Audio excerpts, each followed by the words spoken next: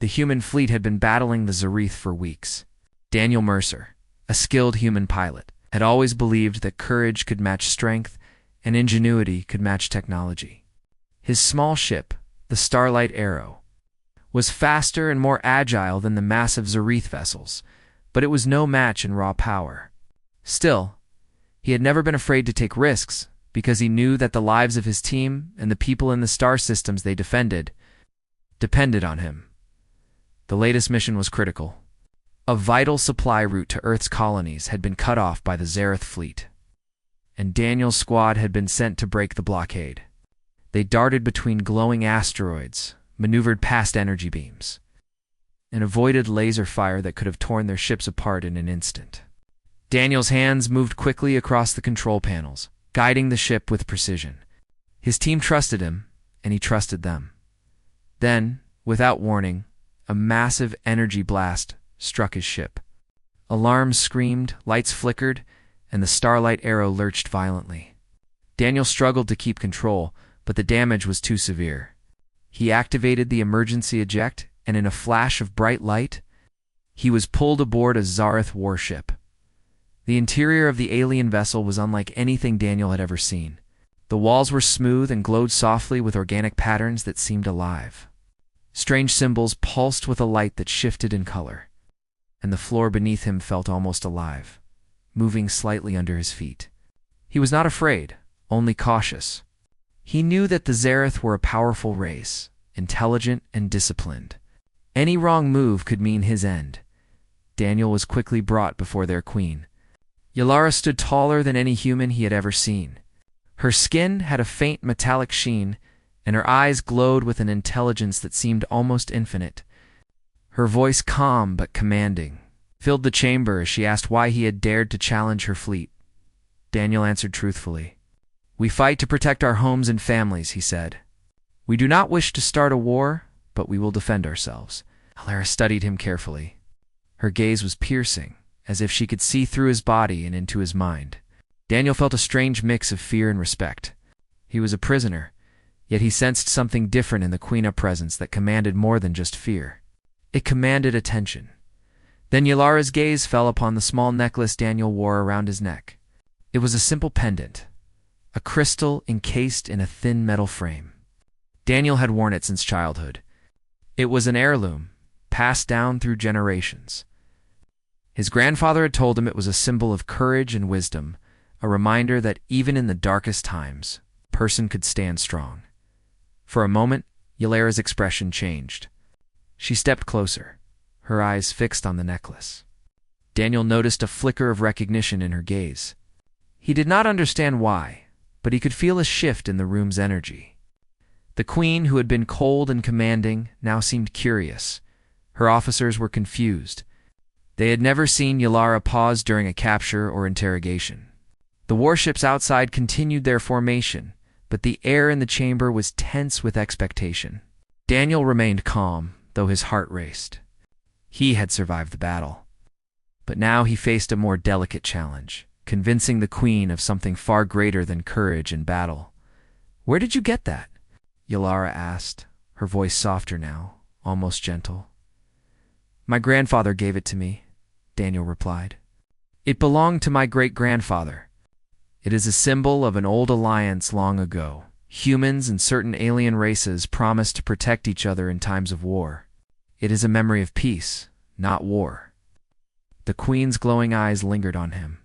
Daniel continued, choosing his words carefully. "I know your kind has seen humans as small and weak. We are not the strongest, but we fight with our hearts, with our minds, and with respect. This necklace. It carries the memory of those who believed in trust between species." Yalara remained silent for a long time. The chamber's soft lights reflected off her metallic skin, making her appear even more otherworldly. Daniel felt a strange connection, not just to the queen, but to the history she represented. She was more than a ruler. She was a guardian of her people, bound by honor and tradition. Outside, the human fleet had stopped firing. Daniel did not notice at first. The sudden silence was unusual, almost unnatural in the middle of battle. Then he realized the Zareth warships had also ceased their attacks. The Queen had ordered a halt. Daniel felt a flicker of hope.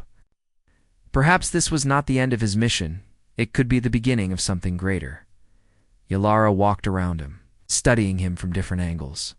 She reached out, not to touch, but as if to sense his intentions. Daniel held his gaze, steady but respectful. He realized that this was more than a test of courage. It was a test of character. Every word he spoke, every movement he made, could influence the Queen's decision. Finally, Yalara spoke again. "Your courage is clear, human. But courage alone is not enough. Why should I trust you? Why should I stop this war?" Daniel took a deep breath. He spoke with sincerity. "Because we can be allies, not enemies. Because history tells us that strength is not just in weapons, but in understanding. I wear this necklace as a reminder that peace is possible. If you give me a chance to prove it, I will do everything to show you that humans can be trusted." Yalara's expression softened, though her eyes remained glowing with intensity. She motioned to her officers, who looked uncertain. The Queen's actions were unusual, unprecedented even. The room seemed to hold its breath, waiting for her next move. Daniel felt a weight lift from his shoulders. The battle was not over, but the war had paused. He had survived the initial capture. But now the real challenge began, convincing the Queen that humans were worthy of trust and respect. The Queen spoke once more, her voice calm but firm. "You will remain my guest for now, human. But understand this. Your actions in the next hours will decide whether peace is possible. One wrong move, and the war resumes." Daniel nodded, understanding the gravity of the situation. He was no longer just a pilot. He was a symbol of hope, carrying the weight of human courage in history. Every decision, every word, every gesture mattered. As he was escorted to a private chamber aboard the alien ship, Daniel took a moment to study his surroundings. The walls seemed alive, shimmering with patterns that shifted like water. The corridors twisted and turned in ways that made his human mind dizzy, yet there was a harmony to it. A balance that spoke of intelligence far beyond human design. In his chamber, Daniel found a small table and a chair, simple in design but comfortable. He sat down and took out the necklace, holding it carefully. It was more than a piece of metal, and crystal it was a key, a bridge between species, and possibly the only thing that could prevent a war that would destroy countless lives. Outside, Yalara stood on a high balcony overlooking the battlefield. She watched the human fleet cautiously, her mind analyzing every possibility. The necklace had awakened something in her memories of old alliances, respect for courage, and perhaps a desire to see peace. She had never hesitated in battle before, yet here she was. Considering a human's words in a small pendant, hours passed as Daniel and the Queen prepared for the next steps. Diplomacy in an alien empire was not simple. Every move required careful thought. Daniel understood that he was not just a prisoner. He was an ambassador, a human carrying the possibility of peace in his hands. The story of that day would be told across galaxies. A human, small and fragile compared to the vast alien empire, standing before a queen whose power could crush entire star systems, holding only a necklace and the courage to speak truth. And the Queen, for the first time, had paused, not out of fear, but out of curiosity, respect, and perhaps hope. The first part of the story ended with a quiet tension. Outside, both fleets remained poised, waiting for the next action. Inside, Daniel prepared himself for the conversation that could change the fate of thousands. The necklace glowed softly under the light, a symbol of history, courage, and the fragile hope that even in the darkest times, peace could be possible. And in that moment, Daniel realized something important. Sometimes the smallest thing's a gesture, a word, a symbol could hold more power than any weapon in the galaxy. Daniel Mercer sat quietly in the chamber, his fingers brushing over the small crystal pendant that had paused a war. Outside, the silence of the battlefield was almost unreal. Human ships hovered cautiously, their weapons powered down but ready. The Zareth fleet mirrored them, poised in formation yet motionless. The galaxy seemed to hold its breath. Moments later, Yalara, the alien queen, entered the chamber. Her towering figure moved with grace, her metallic skin reflecting the soft lights of the ship. She did not speak immediately. Instead, she studied Daniel, her glowing eyes scanning his every movement. Daniel held his gaze, feeling the weight of her presence, yet determined not to appear afraid. Finally, the queen's voice broke the silence. "You carry a symbol of history and honor, human. But symbols alone do not change the hearts of empires. Why should I trust you beyond this moment?" Daniel took a deep breath. He knew words alone might not convince her, yet he had no choice but to try. "Because history matters, Your Majesty," he said. "This necklace represents an alliance long forgotten. Humans and aliens once promised to protect each other, to respect life, and to honor courage. I wear it not for myself, but for the memory of that promise. I believe that the same promise can guide us again." Ylara tilted her head, intrigued. She motioned for him to continue. Daniel explained, carefully and clearly, the stories his grandfather had told him of humans working with alien allies, of battles avoided, of peace preserved through understanding rather than force. He spoke of families, of honor, and of the value of life. Every word he said was simple, but each carried the weight of sincerity. The queen's advisors murmured among themselves. They had never heard her entertain a conversation like this. Let alone consider changing the outcome of a war based on a human's words and a simple pendant. Ylara listened, unblinking, absorbing every detail. Hours passed. Daniel answered question after question. Ylara challenged him on human weaknesses, asking how he could expect trust after centuries of conflict. Daniel did not hide the flaws of his species. Instead, he spoke of resilience, courage, and the ability to learn from mistakes. He told her that humans were not perfect, but they had something the Zareth could respect, the will to act with honor even when it was difficult. Slowly, Yalara's posture shifted. She stepped closer, no longer a distant ruler observing a captive. Instead, she moved as one seeking understanding. "You speak of courage," she said, "and of promises long past. But actions must follow words. What can humans do now to prove that your intentions are sincere?" Daniel smiled faintly. He had expected this question. "We can begin by helping you protect your fleet and your people," he said. "We do not ask for your friendship immediately. We only ask for the chance to show that humans can cooperate, that we can be allies, not enemies. Let me prove that peace is stronger than war." The queen's glowing eyes softened slightly. She considered his offer. "Very well," she said. "You will accompany me to the council. They must hear your words. If they accept, the truce will extend. If they reject, the war resumes." Daniel nodded. He had no illusions. Convincing an entire alien council would be far harder than speaking to the queen alone. Yet he was ready. He would speak with honesty, respect, and courage. That was all he had, and it was enough. The chamber doors opened, and Daniel followed Ylara into a larger hall. The council chamber was vast, filled with the faint glow of living crystals embedded in the walls.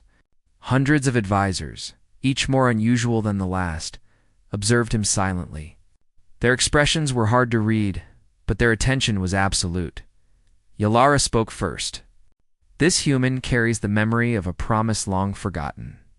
He seeks not to fight, but to speak of cooperation. Hear him, and judge whether his words are worthy of trust." Daniel stepped forward, his voice steady. He told the council about the history of the alliance, the courage of humans in the face of greater forces, and the value of choosing peace over endless conflict. He spoke not as a soldier, but as a messenger, as one who had seen too much war and believed in the power of understanding. The council members whispered among themselves, some skeptical, some intrigued. Daniel could feel the tension in the air, the collective decision of 1,000 minds weighing him carefully.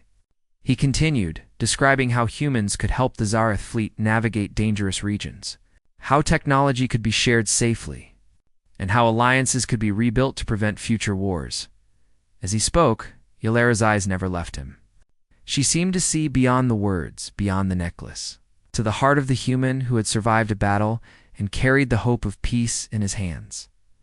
After what felt like hours, the council remained silent.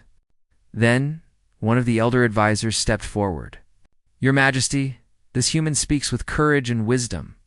He carries a symbol of the past, yes, but his words reflect truth. Perhaps the alliance can be renewed, if carefully guided." Yalara considered this. She nodded slowly. "So it shall be. A temporary truce will hold. Humans and Zareth will cooperate for now. Let us see if actions match words." A murmur of surprise ran through the council. Daniel felt a surge of relief. The first step toward peace had been taken. The queen then addressed him directly. "You have done well, human. The necklace and your words have reminded us that courage and respect can change even the hearts of empires." Outside, Both fleets began repositioning. Human ships moved carefully, testing the truce, while Zareth warships responded with equal caution. The battle had paused, replaced with a fragile but growing hope. Daniel realized that this was only the beginning.